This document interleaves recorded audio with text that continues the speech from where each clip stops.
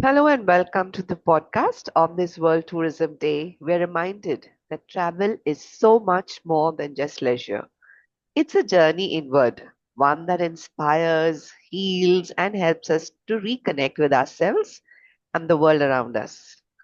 Today, I'm delighted to welcome Sonal Devekar, a fun loving, chirpy, and wonderfully spoken personality who brings her vibrant energy into everything she does. As the founder of Me Time, Handcrafted Holidays, she curates safe, soulful, and meaningful travel experience designed specially for women. Her focus is on creating journeys that go beyond sightseeing, helping women step away from their routine, build new connections, and rediscover the joy of true me time. Sonal, it's such a pleasure to have you with us today. Thank you. Thanks, Mamshel. It's so good connecting with you after 25 years. It's lovely. Super. So, on this World Tourism Day, when we spotlight the power of travel, I love to begin by asking you something very personal.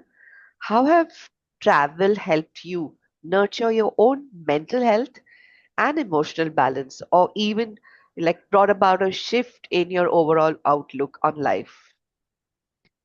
So, Mamshel, travel changed me by 180 degrees. It was a complete shift of perspective for me. And that's why, from a very typical manufacturing background, I jumped into travel and have been here for 25 years.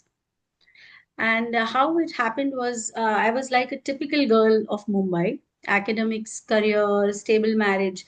That defined happy for me, right? For a lot of people, that is how your parents define it, and you pick it up. And it's when I met my now husband, and he told me how he backpacked in Europe with very little money and how passionately he spoke about it. That really got me thinking about a new universe. In fact, when we planned our honeymoon, we skipped all the hotels and even breakfast and lunches because we were a young couple, little money, but we wanted to do the bungee jumping and the rafting, and we wanted to experience life. And we found some couples who, at the time when we were in these hostels, they were working and at the same time paying for their hostel beds. That was a wow moment for me because this was 2000 and I was in Mumbai, and this was not our world then. Even you would know, we very brought Exactly. up very typically. And I said, wow, you don't need to have a lot of money, do a lot, have those many kids, and then earn happiness. You can earn, you can learn, and you can travel and find your definition of happiness as you go. I also learned that my happy and your happy doesn't have to be the same. We need to discover it for ourselves. And that's what travel did to me. It just opened my perspective thoroughly. So that would be my answer. Super. That's such an inspiring perspective. Now while travel can clearly be transformative for everyone differently, we know that many working professionals today feel burnt out and they don't always have the luxury of long vacations. So Yeah. I'm very curious to hear your thoughts on this. Do you think even short breaks or weekend getaways can make a meaningful difference to one's mental health and productivity at work? Yeah, mainly, what I see is it's the shift. It's not short or long that matters. Because I've seen in corporate culture, what is seen as a well-made professional is somebody who's taking five-star hotel bookings and business class flights at the cost of the company. That's the flex. That, oh, mera to free hota hai and I'm so busy, and that's how I travel. And what travel does, even with short breaks, is it opens you up to a new perspective. When you travel, you see that there are people who find their happiness in ways which are not like yours. So when you're in that five-star hotel thing and trying to flex, you are always stressed because though it feels like free travel, the cost is stress because you're thinking about doing the next holiday and being deserving of that next position. Travel gets you off that Ferris wheel, and and then you realize that one weekend is good enough. You have a perspective and you discover what is happy. Like I told you, my happy was just a stable life which was risk averse, and I saw others having a life exploring as well as working at the same time.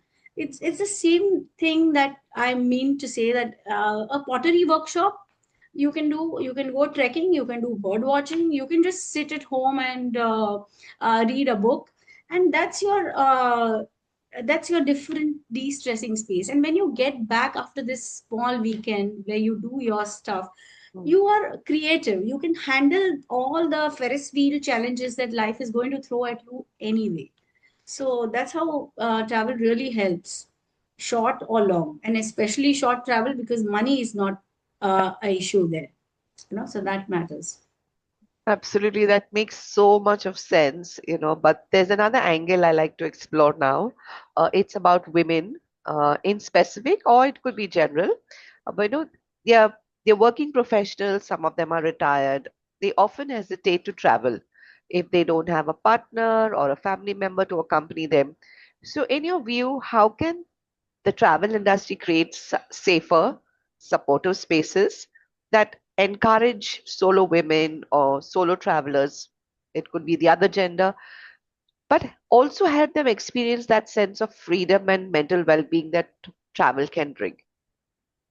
See, what I've seen is the travel industry has really shortchanged women. They don't look at women separately as a category.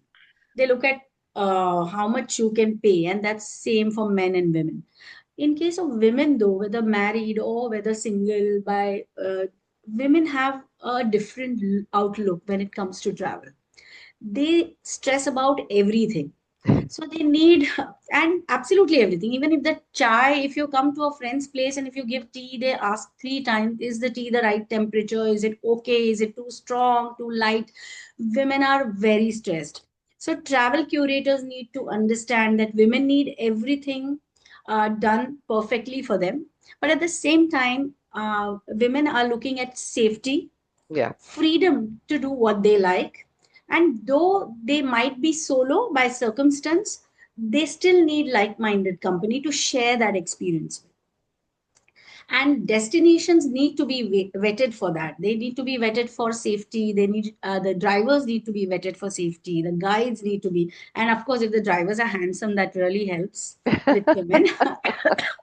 But experiential slow travel, only women or women curated small groups, and travel with the locals is something that the travel industry should look at because it's such a exploding segment right now in travel that I'm surprised that travel companies are not doing it specially for women yet. They just give those typical 12-day 12 countries in 12-day holidays and lump it as a women's group holiday. It is what women don't want. So that's what I feel. Lots to be done in that area, and I'm trying, but I'm not I would like to be more successful because women are also very hesitant. They tend to join everybody else, as we still as an Indian populace has to mature enough to to think independently and decide to do our own things. Europeans are doing that much better, I would say. That really resonates with me in particular. Okay. Yeah, I know. As someone who's, retired, single as of now, I know how easy it is to put travel plans on hold many Correct. times, and you're aware of that. But from Yeah. what you've shared, it feels like the right time to see travel not as a limitation, but Hmm. as a chance to find joy, safety, and self discovery. Thank you so much, Sonal, for joining us on our podcast today. Thank you. Thanks, Mamshel. With this, It's I great sign speaking. off on behalf of Ambrosian Well-Being. Until next time, take care, stay safe, and stay healthy. Bye bye. Thanks. Bye bye.